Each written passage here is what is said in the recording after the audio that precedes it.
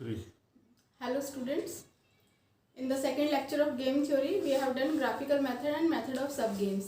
Graphical method में आपने देखा हम किसको सॉल्व कर सकते हैं 2/n या m/2. 2 बोल रही हूँ मैं बीच में 2 क्यों? क्योंकि ग्राफ में x एक्सिस y एक्सिस ऐसे होते हैं ना, तो यहाँ पे भी हमने 2 लाइंस ड्रॉ की हैं. तो अगर 2/n या m/2 है तो हम ग्राफिकल मेथड से सॉल्व कर सकते हैं. अदरवाइज तो जो कि हमारा मेथड है गेम थ्योरी के क्वेश्चंस को सॉल्व करने का, कि जैसे ही आपको क्वेश्चन गिवन है सबसे पहले उसमें देखना है कि क्या उसमें सैडल पॉइंट है. अगर उसमें सैडल पॉइंट है फिर तो जैसे कि ये क्वेश्चन गिवन है आपको, इसमें आपने देखना है कि सैडल पॉइंट है. मैं सैडल पॉइंट पहले दोनों लेक्चर्स में बता चुकी हूँ, तो वैसे ही आपने चेक कर लेना है. तो इसमें सैडल पॉइंट नहीं है. अगर सैडल पॉइंट है फिर तो यहाँ से पता चल जाता है कि प्योर स्ट्रेटजी ए की प्योर स्ट्रेटजी कौन सी है और बी की प्योर स्ट्रेटजी कौन सी है. सपोज मान लिया ये सैडल पॉइंट है तो ए की प्योर स्ट्रेटजी 3 होगी, बी की 2 होगी, वैल्यू ऑफ गेम 2 होगी, ये वाली. ठीक है. तो अगर सैडल पॉइंट नहीं है then we move to the dominance rule. तो वो भी हम पिछले लेक्चर में कर चुके हैं. डोमिनेंस रूल करने से क्या करते हैं कि हम इस मैट्रिक्स को और रिड्यूस कर लेते हैं. अगर ये मैट्रिक्स रिड्यूस होने के बाद 2/2 मैट्रिक्स आ जाती है तो अर्थमेटिक रूल अप्लाई हो जाता है. और अगर 2/2 मैट्रिक्स नहीं आती है, ये 2/n या m/2 आती है, तो मेथड ऑफ सब गेम्स या ग्राफिकल मेथड लग जाता है. कितने भी रोज हो, कितने भी कॉलम्स हो, लेकिन उनमें से एक 2 हो, तो या रोज 2 हो या कॉलम्स 2 हो, तो उसमें आप ग्राफिकल मेथड से सॉल्व कर सकते हैं. राइट. लेकिन अगर ऐसा नहीं है, हमारे पास 2/n या m/2 भी नहीं आता है, जैसे इस केस में ना तो इसमें सैडल पॉइंट है, ना ही इसमें कोई डोमिनेंस रूल लग रहा है, ये मैट्रिक्स और रिड्यूस हो ही नहीं पा रही है, तो मैट्रिक्स हमारे पास 3/3 आ गई. मैट्रिक्स 3/3 आ जाए या 3/4 आ जाए या इससे भी बड़ी मैट्रिक्स आ जाए, तो उस केस में आप क्या करते हैं? उस केस में हम यूज़ करते हैं मेथड ऑफ लीनियर प्रोग्रामिंग और algebraic method. Method of linear programming या अल्जेब्राइक मेथड, ये जो है दिस इज लिटिल लेंथी, क्योंकि ये थोड़ा सा लेंथी होता है ये मेथड. तो इसमें क्या होता है, मेथड ऑफ लीनियर प्रोग्रामिंग में जैसे लीनियर प्रोग्रामिंग में आप लीनियर इक्वेशंस लिखते हैं, वैसे ही इसको लीनियर इक्वेशंस की फॉर्म में लिख लेते हैं इसको. और लीनियर इक्वेशंस की फॉर्म में लिखने के बाद इसको या तो सिंप्लेक्स मेथड से सॉल्व करते हैं या फिर जो सिंपल अगर आप वैसे सॉल्व कर सकते हैं. तो जैसे यहाँ पे 3/3 है, अभी मैं क्वेश्चन करती हूँ. देखो मैं मान लेती हूँ answer, let x1 x2 x3 be the probabilities of optimal strategy of A. ऐसे ही y1 y2 y3 be the probabilities of optimal strategy of B. Right. तो अगर ऐसा है, और let v small v is the value of game. मान लिया ये क्या है, वैल्यू ऑफ गेम है. तो ये लीनियर इक्वेशंस कैसे बनेंगी लीनियर प्रोग्रामिंग में, ये जो मैट्रिक्स है ये कैसे कन्वर्ट होगी. यहाँ से देखो ये x1 x2 x3 ये होगी एक ही. तो x1 यहाँ पे आप लिख सकते हो x1 x2 x3, ये होगी y1 y2 y3. तो ऐसे आप इसके साथ x1 minus x2 minus x3 greater than equal to v, जो वैल्यू ऑफ गेम है. क्योंकि a का क्या है, गेन होता है, तो a को मैक्सिमम चाहिए, इसलिए ग्रेटर देन इक्वल टू लिखते हैं इसको. ऐसे ही minus x1 minus x2 plus 2x3 is greater than equal to v. ऐसे ही थर्ड वाला ले लेते हैं, minus x1 plus 3x2 minus x3 is greater than equal to v. Right. और एक हम लास्ट में एक और लिखते हैं मैट्रिक इक्वेशन, वो है x1 plus x2 plus x3 is equal to 1. What is this? Why it is 1? This is sum of all the probabilities. मैंने इनको क्या सपोज किया, ये probability सपोज किया. पहले भी हम ये डिस्कस कर चुके हैं कि sum of all the probabilities यहाँ पे 1 आएगा. तो ये इक्वेशन नंबर आपकी 1 हो गई, ये 2 हो गई और ये 3 हो गई इक्वेशन नंबर, ये 4 हो गई. राइट. ऐसे ही आप y के लिए लिखेंगे, जैसे ये x के लिए लिखिए, x के साथ ऐसे मल्टीप्लाई किया, ऐसे y के साथ करेंगे, y के साथ इस तरह से मल्टीप्लाई होगी. तो ये y1 -y2 -y3, यहाँ पे लेस देन इक्वल टू, क्योंकि इसका क्या था, लॉस होता है, तो इसको जो वैल्यू ऑफ गेम है उससे कम वैल्यू चाहिए होती है। तो -y1 -y2 plus 3y3 is less than equal to v। ऐसे ही -y1 plus 2y2 -y3 is less than equal to v। इसमें भी वही करेंगे, y1 plus y2 plus y3 is equal to 1। तो ये होगी इक्वेशन 5th, ये 6th और ये 7th और ये 8th, राइट। अब हम इन 4 इक्वेशंस को सॉल्व करेंगे। जैसे आप ये देखो, फर्स्ट और फोर्थ को अगर मैं ऐड कर देती हूँ, फर्स्ट और फोर्थ को ऐड करूँगी, ये फोर्थ लिखिए, इसके नीचे मैं फर्स्ट लिख रही हूँ, -x2 -x3 is equal to, इन सबको जो इनइक्वालिटीज है ना, इनको इक्वालिटीज में चेंज कर लो, ये इक्वल टू भी लिख लो। इनको मैं ऐड कर रही हूँ, देखो ऐड किया, ये कैंसिल हो गए, यहाँ पे 2x1 is equal to 1 plus v और x1 is equal to 1 plus v/2, right. ऐसे ही मैं इसको और इसको यूज़ कर लूँगी, सेकंड और फोर्थ को यूज़ कर लूँगी। इस तरह से मेरे पास x2 x1 x2 x3 इन तीनों की वैल्यूज़ आ जाएंगी। तो x3 की आती है 1 प्लस v/3 और x2 की आती है 1 प्लस v/4, ये वैल्यूज़ आती हैं x1 x2 x3 और v प्लस 1/4। अब यहाँ से देखो, इनको ये तीनों x1 x2 x3 की वैल्यूज़ इसमें डाल देती हूँ।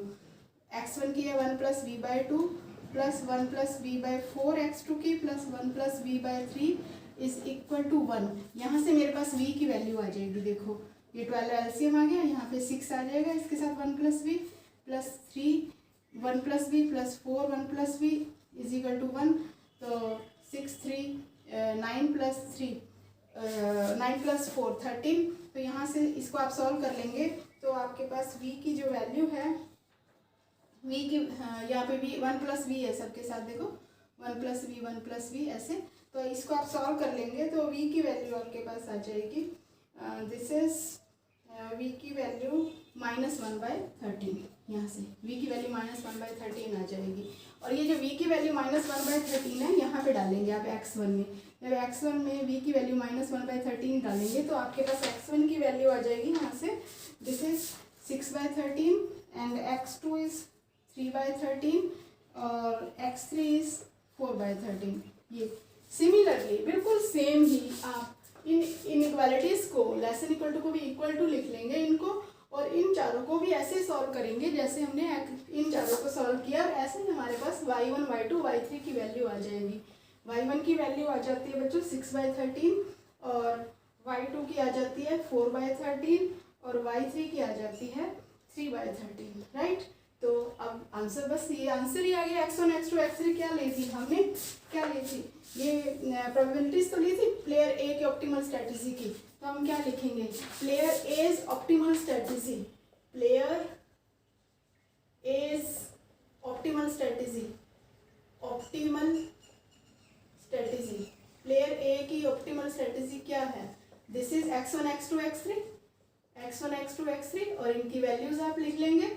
x1 की 6/13 3/13 और 4/13, राइट। और ऐसे ही प्लेयर बी की ऑप्टिमल स्ट्रेटजी, ये वाली आ जाएगी वैल्यूज 6/13 4/13 और 3/13। And value of game last में लिखेंगे, value of game this is -1/13। पहले भी हमने बताया था, ये डिस्कस किया था कि अगर ये प्लस में आती है ये वैल्यू तो इसका मतलब होता है दिस इज गेन टू ए, और अगर ये माइनस में आती है ये वैल्यू इसका मतलब होता है this is gain to be. मतलब माइनस का मतलब है ये लॉस टू ए, अगर ए को लॉस हो रहा है तो वही गेन टू बी हो रहा है। अगर क्वेश्चन में पूछते हैं what is the gain to be तो आप 1/13 बोलेंगे उनको आंसर में, राइट। तो क्योंकि ये 2% जीरो सम गेम है, एक का गेन है तो वही दूसरे का लॉस है। तो यहाँ पे ए का ये लॉस है क्योंकि माइनस में है, तो ये बी का गेन है 1/13। तो इस तरह से आप लीनियर प्रोग्रामिंग से, मेथड ऑफ लीनियर प्रोग्रामिंग से ये 3x3 मैट्रिक्स सॉल्व कर सकते हैं। तो इससे आप प्लेयर ए और बी की ऑप्टिमल स्ट्रेटजी निकाल सकते हैं। तो ये तो 3x3 थी, अगर आपके पास 3x4 आ जाती, 3x5 आ जाती, तो सिंप्लेक्स मेथड जो आपने किया है, सिंप्लेक्स मेथड में क्या था आपके पास, यही था ना कि वैसे तो क्या होता है कि नंबर ऑफ़ वेरिएबल्स निकालने के लिए हमारे पास उतने नंबर ऑफ़ इक्वेशंस होनी चाहिए, तो हम उसको सॉल्व कर लेते हैं जो अब तक हमने किया है। बट सिंप्लेक्स मेथड से हम क्या कर लेते हैं, जब हमारे पास number of variables is not equal to number of equations, number of equations कम होती हैं, नंबर ऑफ़ वेरिएबल्स ज़्यादा होते हैं, तो हम सिंप्लेक्स मेथड से सॉल्व कर लेते हैं। तो ऐसे ही इस केस में अगर 3/4 3/5 इस तरह से हो तो फिर हम ये जो इक्वेशंस हैं, ये इक्वेशंस लीनियर प्रोग्रामिंग में कन्वर्ट हो जाएगा ये, और उस तरह से आप इसको सिंप्लेक्स मेथड से सॉल्व कर लेंगे। और अगर ज़्यादा बड़ा है तो पहले भी हमने ये बात डिस्कस की थी, ज़्यादा बड़ा है तो फिर किसको दे देते हैं, फिर हम इलेक्ट्रॉनिक कंप्यूटर को दे देते हैं। ज़्यादा बड़ा है तो वो कंप्यूटर अपने आप इसको सॉल्व करता है। तो हमने तो एक मेथड सीखना है जो 3/3 से मैंने आपको ये मेथड सिखा दिया, और आपके एग्जाम में ये 3/3 ही आता है, 3/4 3/5 ये बड़ा आता नहीं है। ये सिर्फ आपकी अंडरस्टैंडिंग के लिए बता रहे हैं कि ये अगर इतना हो जाए तो कैसे करेंगे, 3/4 3/5 ऐसा हो जाए तो क्या करेंगे, आपको पता होना चाहिए। आपके पेपर में 3/3 तक ही आता है, क्योंकि मैनुअली इतना ही सॉल्व करना काफ़ी होता है। तो ये तो मेथड ऑफ लीनियर प्रोग्रामिंग है, अलजेब्राइक मेथड। इसी क्वेश्चन को हम एक शॉर्टकट मेथड से भी कर सकते हैं, that is also called matrix method. Shortcut method और मैट्रिक्स मेथड, देखो वो उसमें कैसे करेंगे, यही क्वेश्चन मैं करूँगी। सेम क्वेश्चन और सेम आंसर आएगा। देखो ये आंसर आपके सामने लिखा हुआ है ना, मैं इधर सॉल्व करती हूँ इस क्वेश्चन को, यही आंसर आएगा उससे भी। तो इसमें इसको मैं अब कर रही हूँ शॉर्टकट मेथड और मैट्रिक्स मेथड। शॉर्टकट मेथड,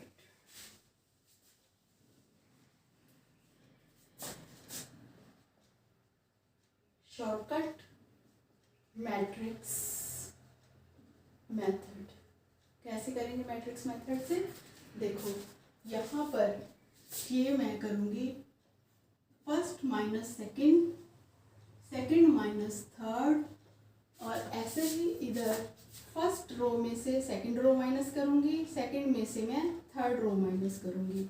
देखो फर्स्ट कॉलम में से सेकंड कॉलम ऐसे माइनस होगा, माइनस किया, यहाँ पे क्या आ गया 2 आ गया, ये सेम है इसलिए 0 आ गया, ये कितना आया -3 आया। फिर सेकंड में से थर्ड कॉलम, ये 0 आ गया, ये कितना आया -4 आया, ये कितना आया 3 आया। ऐसे ही फर्स्ट में से सेकंड रो माइनस करनी है, ये आ गया 2, ये 0 आ गया, ये -4 आ गया। फिर सेकंड में से थर्ड रो माइनस करनी है, 0 -3 और 4, ये देखो ये आ गए 2 0 0 -4 -3 3, इधर 2 0 0 -3 -4 4।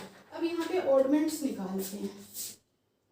ऑडमेंट्स A1 के लिए ऑडमेंट, ये A1 है, ये फर्स्ट वाली जो है ना A1 है, इसके लिए ऑडमेंट निकालना है। जब इसके लिए ऑडमेंट निकालना है तो ये फर्स्ट वाला ये जो ना इसको छोड़ देते हैं और डिटर्मिनेंट निकालेंगे 0 -4 -3, इन इसका डिटर्मिनेंट कैलकुलेट करेंगे। देखो 3 और यहाँ पे आ गया -12।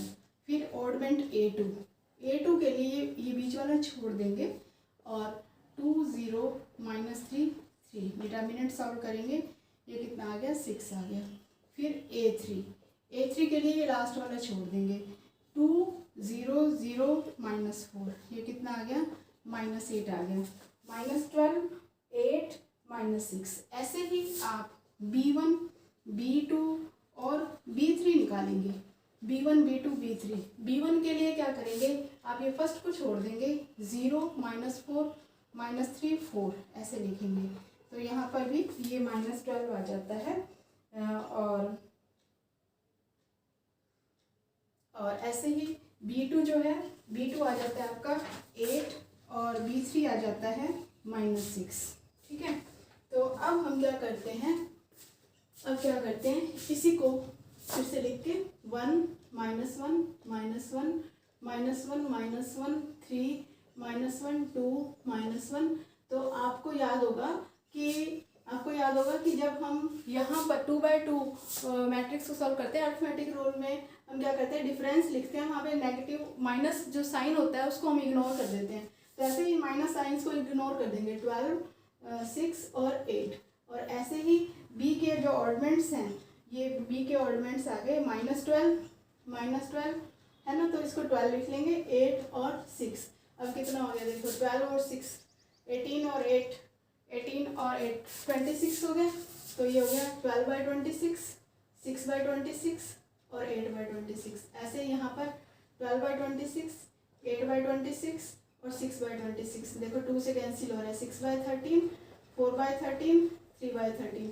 सेम यहाँ पे आ गया 6/13, 3/13, 4/13। देखो ये यही थी ना प्लेयर ए की ऑप्टिमल स्ट्रेटजी, देखो यही है। प्लेयर बी की ऑप्टिमल स्ट्रेटजी यही है।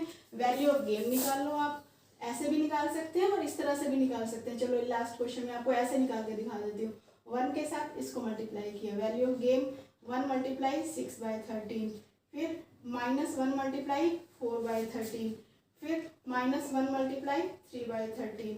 तो 4 और 3 -7 + 6, ये माइनस का 1/13। तो वैल्यू ऑफ गेम आ गया आपके -1/13। और ये देखो शॉर्टकट मेथड से भी बिल्कुल सेम आ गया। तो आप 3/3 मैट्रिक्स को तो ऐसे आप शॉर्टकट मेथड से भी कर सकते हैं। बाकी एग्जाम में अगर बाय नेम आ जाता है कि लीनियर प्रोग्रामिंग से करना है तो आपको वैसे ही करना है, तो अदरवाइज़ आप कोई भी कर सकते हैं। तो कंक्लूड करते हैं गेम थ्योरी को। आपको कोई भी गेम थ्योरी का क्वेश्चन दिया हुआ है तो सबसे पहले आपने देखना है कि उसमें सैडल पॉइंट है। अगर सैडल पॉइंट है तो वहाँ पे प्योर स्ट्रेटजी आपके पास आ जाएगी। तो और वही जो सैडल पॉइंट होगा वही वैल्यू ऑफ गेम होगा। अगर सैडल पॉइंट 0 होता है तो हम कहते हैं गेम इज़ फेयर, और अगर 0 नहीं होता है तो हम कहते हैं कि टर्मिनेबल।